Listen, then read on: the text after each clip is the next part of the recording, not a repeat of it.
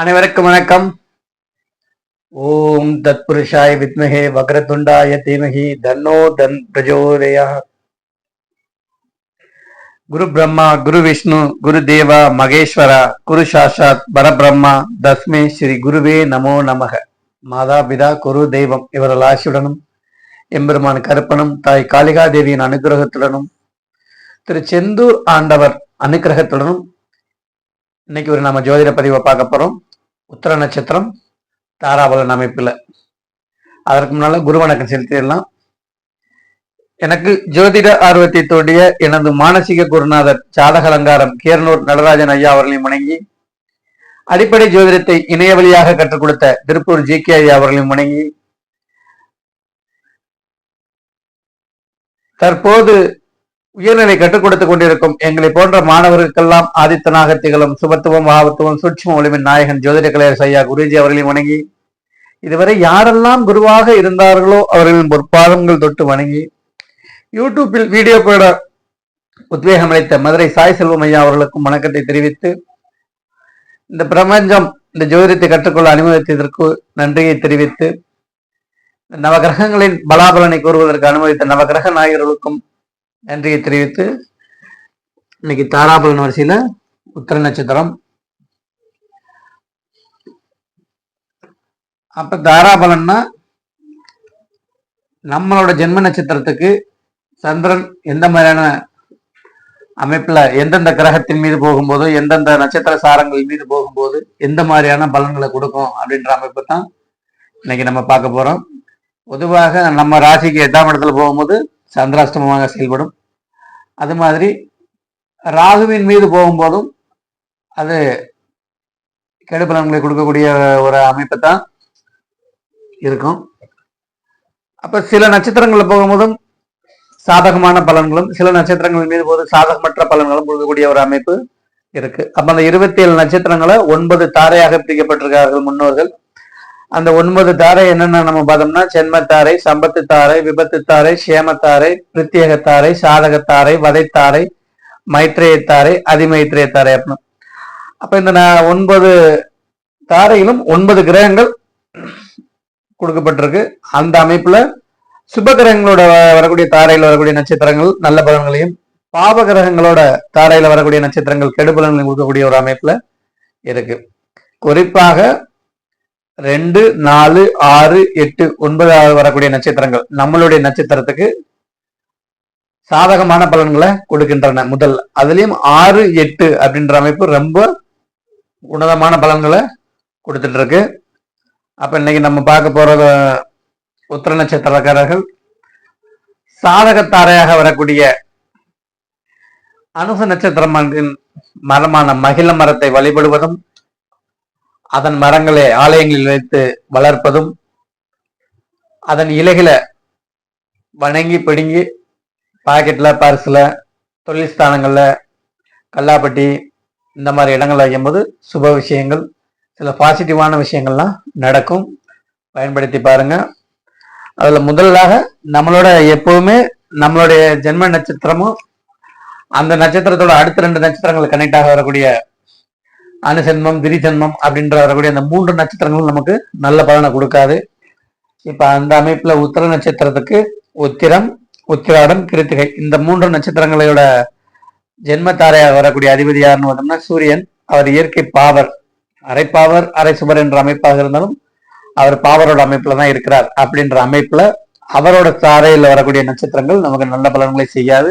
நம்ம ஏற்கனவே சொன்னது மாதிரிதான் ஜென்ம நட்சத்திரம், நாம பிறந்த கிழமை, பிறந்த மாதம் இது போன்ற அமைப்புலாம் நமக்கு சூனியமாக அமையும், நல்ல பலன்களை செய்யாது. அதற்கு அடுத்தபடியாக வரக்கூடியது சம்பத்து தாரை.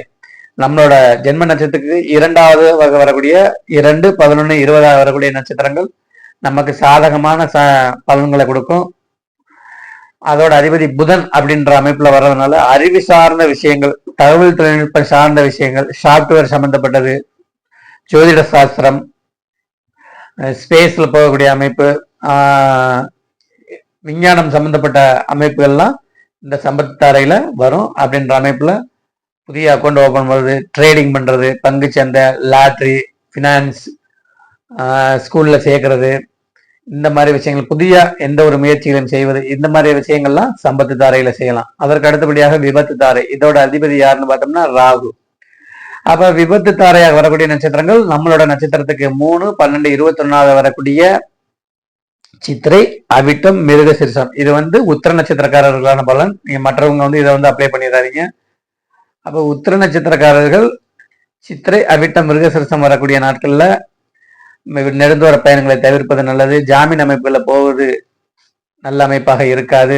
எந்த ஒரு விஷயங்கள் புதியதாக தொடங்கக்கூடிய விஷயங்கள் எதையும் செய்யாமல் இருப்பது நல்லது. அடுத்து சேமத்தாரை, இதோட அதிபதி யாருன்னா இயற்கை சுபரான குரு.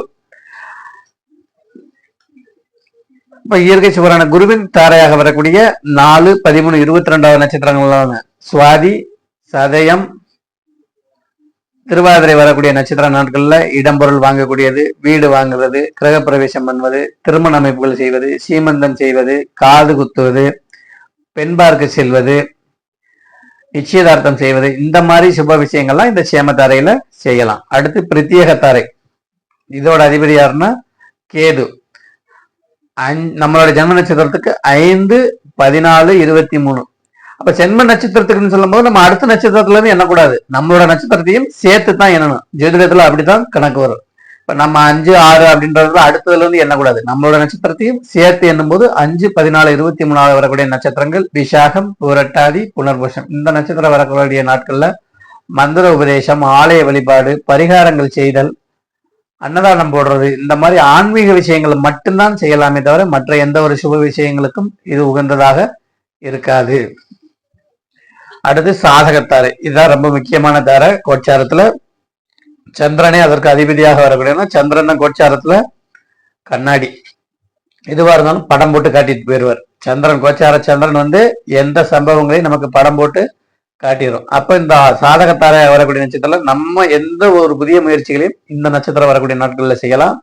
நமக்கு இது சாதகத்தாரை, நமக்கு சாதகமான விஷயங்கள்லாம் இந்த தாரையில நடக்கும். இதை அனுபவிச்சு பாருங்க, கண்டிப்பா தெரியும். அப்ளை பண்ணி பாருங்க. ஒரு நல்ல விஷயம் உங்களுக்கு இந்த பெரிய விஷயங்கள் நடந்திருக்கும் அப்படின்னா இந்த நட்சத்திர நாரையில தான் நடந்திருக்கும். அப்ப அந்த நட்சத்திரத்தை என்னென்ன பார்த்தோம்னா அனுசம், உத்திரட்டாதி, பூசம். இந்த உத்திர நட்சத்திரத்தில் பிறந்தவர்கள் அனுசம், உத்திரட்டாதி, பூச நட்சத்திரம் வரக்கூடிய நாட்கள்ல சுப விஷயங்கள் எதையும் செய்யலாம். அதற்கு அடுத்தபடியாக வதை. இந்த வதை நட்சத்திரம்னா சனியோட அதிவு. இந்த சனியின் அமைப்புல 7, 16, 25 வரக்கூடிய இந்த உத்திர நட்சத்திரக்காரர்கள் கேட்டை, ரேவதி, ஆயிலம் இந்த நட்சத்திரம் வரக்கூடியனால எந்த ஒரு விஷயங்களையும் செய்யாதீங்க. அதாவது ரெகுலரா வேலைக்கு போறோம், வாரம் தொழில் பண்றோம், அந்த அமைப்புகளை செய்யுங்க. புதிய முயற்சிகள் அப்படின்ற அமைப்புகள்லாம் இந்த நட்சத்திர தாரையில செய்ய வேண்டாம்.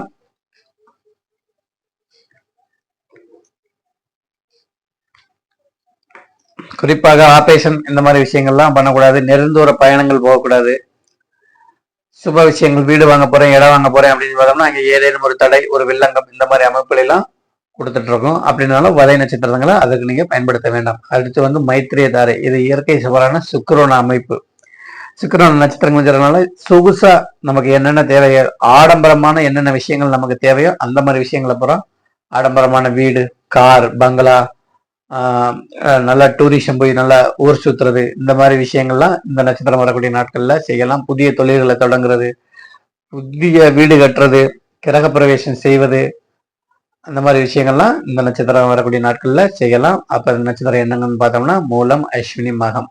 உத்திர நட்சத்திரக்காரர்கள் மகம், அஸ்வினி, மூலம் வரக்கூடிய நட்சத்திர நாட்கள்ல சுப விஷயங்கள் செய்யலாம். உகந்த நட்சத்திரம். அடுத்து அதிமைத்திரை தாரை, இது செவ்வாயோட தாரை. 9, 18, 27 வரக்கூடிய பூரம், பூராடம், பரணி நட்சத்திரம் வரக்கூடிய நாட்கள்ல இடம்பொருள் வாங்குறது, காளிமன, தாம்பத்தியம், சாந்தி முகூர்த்தம், கிரக பிரவேசம், கற்பதானம் பண்றது, பத்திரப்பதிவு பண்றது, வீடு, சொத்து, இந்த மாதிரி எல்லாம் பிரிக்கிறது, இந்த மாதிரி விஷயங்கள்லாம் இந்த அதிமைத்திரை தாரையில செய்யலாம். அப்போ குறிப்பா சொல்றேன், உத்திர நட்சத்திரக்காரர்கள் மகிழம்பர வழிபாடுகளும் அதனை வளர்க்கிறதும் அதன் இலைகளை பாக்கெட்ல வச்சிருக்கிறதும் உங்களுக்கு நல்ல பலன்களை கொடுக்கும். பயன்படுத்தி பாருங்க.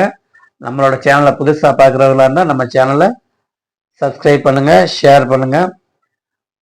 இந்த சனி பயிற்சி அமைப்புலாம் நீ அடுத்து ஒவ்வொரு இந்த 27 ராசிக்கும் தாராபலன் முடிஞ்சவொடனே சனி பயிற்சி, குரு பயிற்சி எந்த மாதிரியான பலன்களை கொடுக்கும், உங்களோட உங்களோட ராசியோட அமைப்புல உங்களோட ராசி கட்டத்துல எந்தெந்த கிரகங்கள் இருக்கு, அந்த கிரகத்தின் மீது கோச்சார கிரகங்கள் எந்த போகும்போது எந்த மாதிரியான பலன்களை கொடுக்கும். பொதுவா ராசி பலனை சொல்லாம இப்ப மீன ராசிக்காரர்கள் வந்து பாதிப்படைவாங்க சென்மச்சனி அப்படின்ற அமைப்புல சொல்லும் போது அங்கே சுக்கிரனோய குருவோ இருக்கும்போது அதன் மீது சென்மச்சனி போகும்போது அது வந்து சென்மச்சனி சில அற்புதமான பலன்களையும் செய்யும். சென்மச்சனி அஷ்டமி சனியில எல்லாரும் பாதிக்கப்படுறாங்களா அப்படின்னு பார்த்தா ஒரு 80% பேர் பாதிக்கப்படுறாங்க, 20% பேர் நல்லா இருக்காங்க. அப்ப வாழ்வியலுக்கு தேவையான சில முக்கியமான விஷயங்களும் அஷ்டமச்சனி சென்மச்சனி செய்யும். அந்த மாதிரி அமைப்புல எந்த மாதிரி அமைப்புல நமக்கு பலன் கொடுக்கும் அப்படின்ற அமைப்புல பார்க்கலாம். வாழ்க ஜோதிடம், வளர்க ஜோதிடர் ஒற்றுமை.